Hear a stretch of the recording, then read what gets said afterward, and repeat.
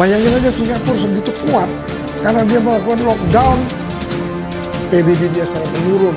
Kita minum vitamin, minum air putih yang cukup, itulah hebatnya pemerintah Indonesia saat ini.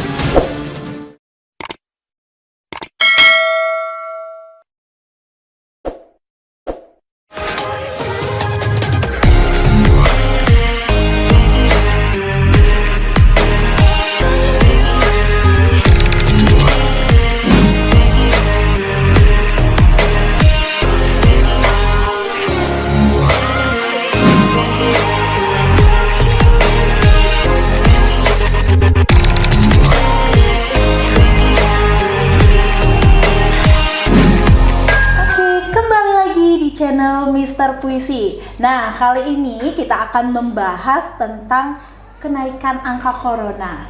Dimana sebelumnya pada tahun 2022 ini corona udah turun dan perekonomian sudah mulai menaik. Namun nyatanya pada bulan-bulan sebelum ini corona menaik lagi. Nah, Mister Puisi, saya mau bertanya-tanya nih sama Mister Puisi. Gimana sih menurut Mister Puisi kenapa bisa corona itu naik lagi? Padahal kan kemarin udah hampir bersih dari corona kayak gitu.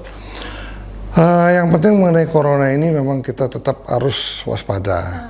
Kita harus tetap melakukan protokol kesehatan.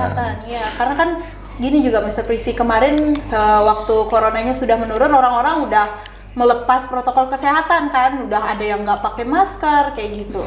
Ya memang sih tidak signifikan sekali kenaikan bulan kemarin, kalau nggak salah 5.000 lebih ya.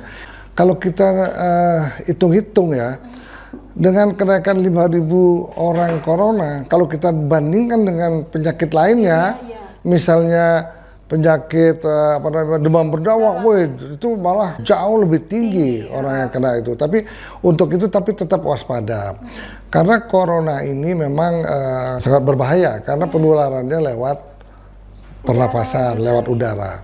Untuk itu kita janganlah parno, jangan parno. Kita harus melakukan hidup yang sehat, minum vitamin, minum segala macam. Tapi kita lihat, coba kebanyakan orang yang rentan terhadap penyakit ini sebetulnya penyakit flu biasa, tetapi dengan varian yang berbeda. Yang itu karena kekuatan tubuh kita tuh terutama untuk golongan yang 40 tahun ke atas itu sangat rentan. Karena apa? Saya yakin orang-orang di atas 40 ke atas ini kekurangan vitamin D. Nah, untuk itu, untuk biar kita kuat, kita harus berolahraga, kita harus minum vitamin C, vitamin D, vitamin E secara rutin. Nah, saya melakukan hal ini. Saya melakukan olahraga, meminum vitamin yang cukup, tidur yang cukup. Mungkin saya udah pernah terkena, tapi saya nggak terasa terkena. Nah, itulah bahwa anggap aja ini adalah penyakit biasa, penyakit belum biasa, sehingga kita jangan terpengaruh. Kita juga sangat berterima kasih kepada sosial media, kemudian televisi, dan tidak lagi membesar-besarkan penyakit corona ini. Nah, kalau dibesar-besarkan penyakitnya yang kita minum vitamin, minum air putih yang cukup, olahraga, rasanya nggak usah terlalu takut lah. Gitu.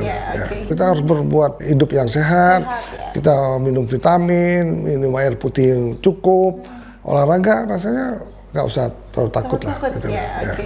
Benar sih Mister Puisi, karena kan kalau dilihat-lihat, kalau untuk penyakit corona ini tidak bisa dibedakan gitu ya Mister Puisi, karena kelihatannya orangnya sehat-sehat saja, cuman flu aja, tapi tiba-tiba banyak yang meninggal kayak gitu.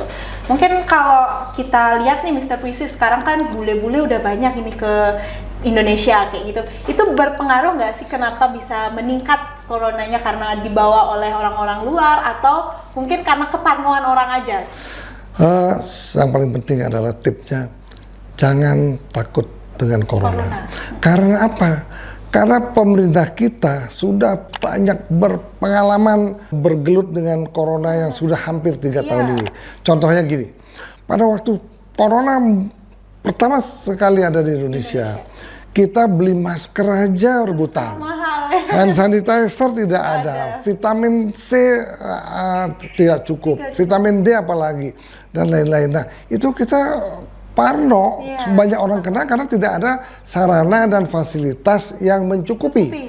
Nah kalau sekarang andai kata ada corona baru, jenis baru, rasanya nggak ada masalah.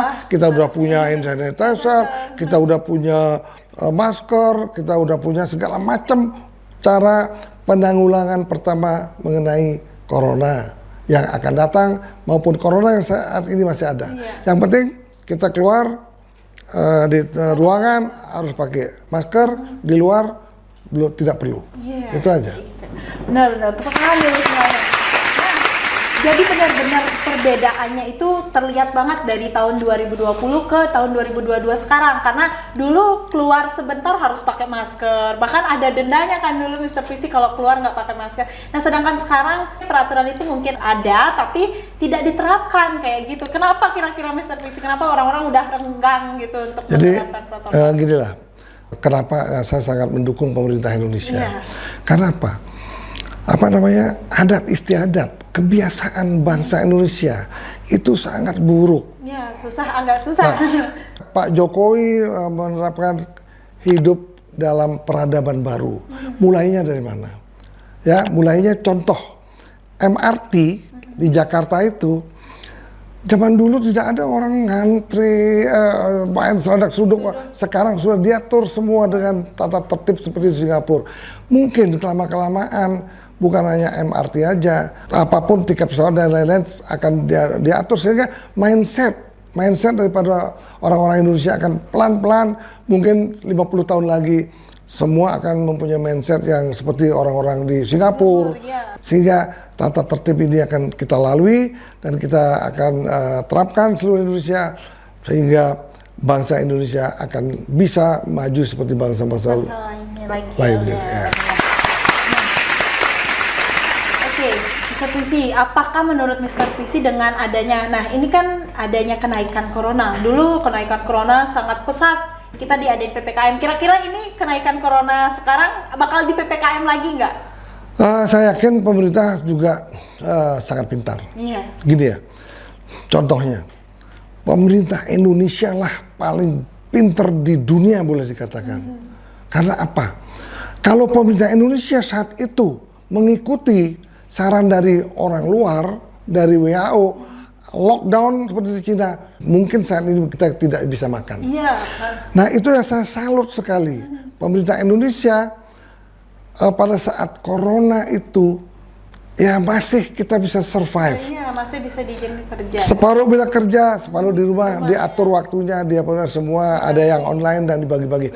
Nah kalau kita lockdown seperti Cina, negara kita bukan negara maju.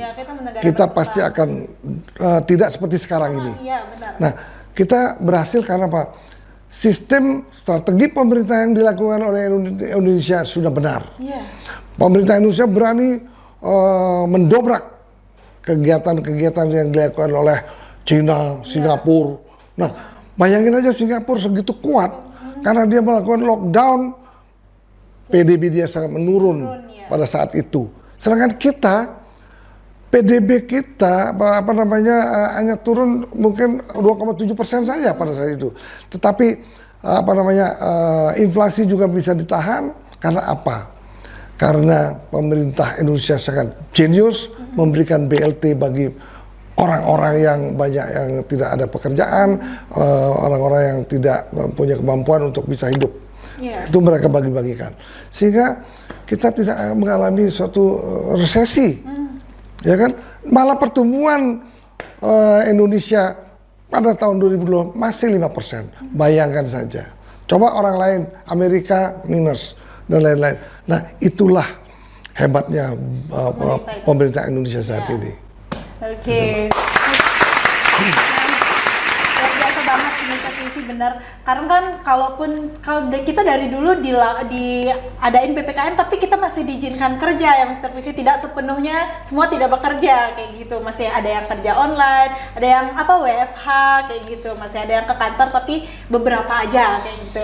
Nah, kalau sekarang nih Mr. Visi, sekarang kan semua sudah normal. Bahkan pariwisata udah masuk semua, hampir 50% mungkin atau lebih udah masuk ke Indonesia. Gimana menurut Mr. Puisi, apakah kalau dengan adanya kenaikan corona ini nantinya itu bisa berdampak lagi dengan perekonomian di khususnya Bali deh Mr. Puisi, karena kan pariwisatanya udah mulai naik nih sekarang kayak gitu. Saya yakin tidak. Step by step pariwisata Indonesia akan maju. Juga pariwisata Indonesia akan pulih kembali pada tahun depan.